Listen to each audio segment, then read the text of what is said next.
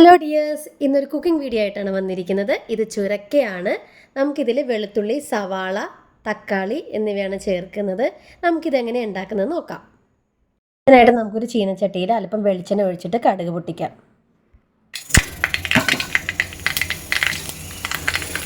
അതിൽ ഒരു 2 നുള്ളു ജീരകം ഇടുക. ചെറിയ ജീരകമാണ് നമ്മൾ ചേർക്കണത്. അതിനുശേഷം വെളുത്തുള്ളി ഇടുക.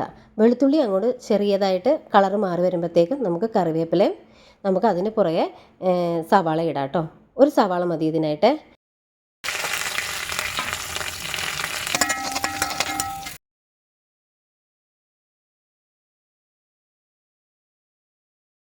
ഈ സവാള പെട്ടെന്നൊന്ന് വഴന്ന് വരാൻ വേണ്ടിയിട്ട് കുറച്ച് ഉപ്പും കൂടി ചേർത്ത് കൊടുത്താൽ സവാള പെട്ടെന്ന് വാടിക്കിട്ടും.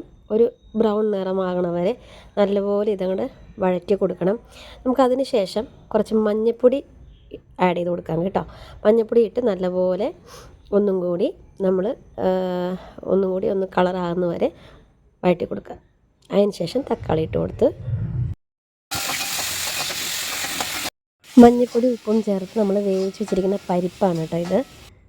പിന്നെ നമുക്ക് തക്കാളി നല്ലപോലെ വഴറ്റി വരുന്ന സമയത്ത് വഴന്ന് വരുന്ന സമയത്തേക്ക് നമുക്ക് കുറച്ചും നല്ല മുളക് പൊടി, എരിവുള്ള മുളക് പൊടി ചേർത്ത് ആ മുളക് പൊടിയുടെ പച്ച ചുവ മാറുന്ന വരെ, പച്ച ആ മണം ഉണ്ടല്ലോ അതൊന്ന് മൂത്ത് വരണത് വരെ നമ്മൾ നന്നായിട്ട് ഇളക്കി കൊടുക്കുക.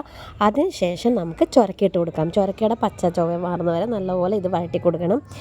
അപ്പം നമ്മൾ ഇതിലേക്ക് ആഡ് ചെയ്യുന്ന വെള്ളം ചൂട് വെള്ളം ആവാൻ എപ്പോഴും ശ്രദ്ധിക്കണം. പച്ച വെള്ളത്തിന് വേറൊരു ചുവ വരും, ഒരു ടേസ്റ്റ് വ്യത്യാസം ഉണ്ടാവും. നമുക്ക് എപ്പോഴും ചൂടുവെള്ളമാണ് ഇന്നത്തേക്ക് ആഡ് ചെയ്യാൻ നല്ലത്. കുറച്ച് ഉപ്പും ചേർത്ത് നല്ലപോലെ ഈ പച്ച ചുവ മാറുന്നത് വരെ നല്ലപോലെ അങ്ങ് ഇളക്കി കൊടുക്കുക. എന്നിട്ട് ചൂടുവെള്ളം ഒഴിച്ച് അടച്ച് വേവിക്കുക.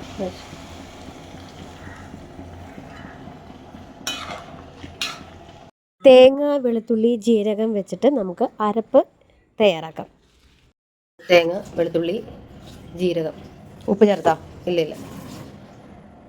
തേങ്ങ, വെളുത്തുള്ളി, ജീരകവും മഞ്ഞൾപ്പൊടി കൂടി അരച്ചത്. തേങ്ങ അല്ലേ, നല്ല പേസ്റ്റ് പോലെ അരച്ചതല്ലേ. ഉച്ചയൂണിൻ്റെ സമയം കഴിഞ്ഞ് അരമണിക്കൂറിലേറെയായി. കാത്തിരുന്ന് മടുത്ത ആളുകളൊക്കെ കിടപ്പായി, ഉറക്കമായി. കറി പാകമായി. അല്പം ഉപ്പ് ചേർത്ത് ഇളക്കാം. അതിനുശേഷം വേവിച്ച് വെച്ച പരിപ്പ് നമുക്കതിലേക്ക് ഒഴിച്ചു കൊടുക്കാം. നല്ലപോലെ ഇളക്കി കൂട്ടി നമുക്ക് അല്പം വെള്ളം ആവശ്യമുണ്ടെങ്കിൽ നമുക്ക് ചൂട് വെള്ളം തന്നെ ഒഴിച്ചു കൊടുക്കാം.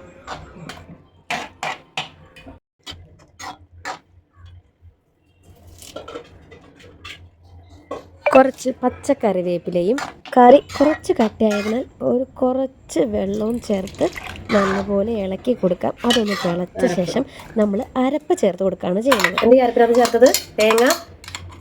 തേങ്ങ, പച്ചമുളക്, മഞ്ഞൾപ്പൊടി, ജീരകം. ലാസ്റ്റല്ലേ ചേർക്കാം.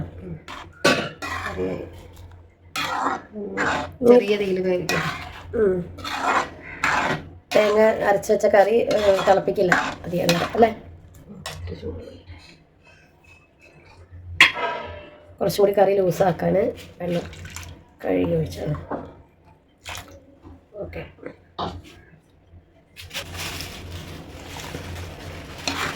ഞാൻ നോക്കിയിട്ട് താളിച്ച് വേണം ഒഴിക്കാം ശകലം.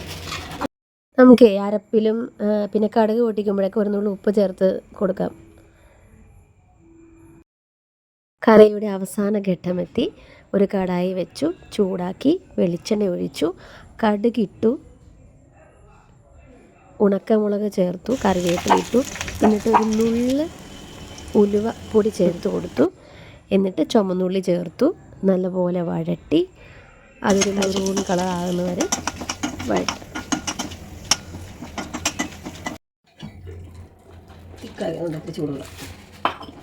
കറി കുറച്ചും കൂടി തിക്കായി. ഇപ്പം നമ്മൾ ചൂടുവെള്ളം ഒഴിച്ചു കൊടുത്തു. ഇനി നമുക്ക് കടുക് പൊട്ടിച്ചത് ചേർത്ത് കൊടുക്കാം. കടുവത്തത്. അപ്പോൾ ഇത്രയുള്ള ഇന്നത്തെ വീഡിയോ. എല്ലാവർക്കും ഇഷ്ടപ്പെട്ടെങ്കിൽ ലൈക്കും ഷെയറും ചെയ്യാൻ മറക്കരുത്. Okay, Tata, bye bye.